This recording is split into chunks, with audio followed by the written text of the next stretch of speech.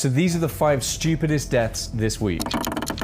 Number 5, Gary Hoy, a lawyer, wanted to demonstrate the strength of the windows in his high-rise office to a group of visiting law students. To do this, he ran at the window as fast as he could, and it didn't break. So he did it again, and this time, the window frame gave way. The glass pane, still completely intact, just popped out of the socket, and Gary Hoy fell 26 stories to his death. Number 4, this guy melted himself at Yellowstone National Park. So this guy and his sister went off the designated path looking for a hot spring to bathe in. They find one, this guy goes to check the temperature of the pool, but loses his footing, slips into it, but it turns out it's a geyser, and it's filled with boiling acid. He couldn't be recovered because of bad weather, and by the next day, there wasn't even a body left to recover. Number 3, this girl, pictured here in the red sweater, climbed on the wrong side of the barrier at Niagara Falls to get a good picture. Sadly, she'd lost her footing and fell into Niagara Falls. Number 2, a mistake at a terrorist training camp in Baghdad. While training students to be kaboom experts, the commander accidentally used a live explosive belt during the lesson. This resulted in his death and the death of 21 other militants. Number 1, the man that accidentally blew up his own head. Before I get to it, if you like this sort of shit,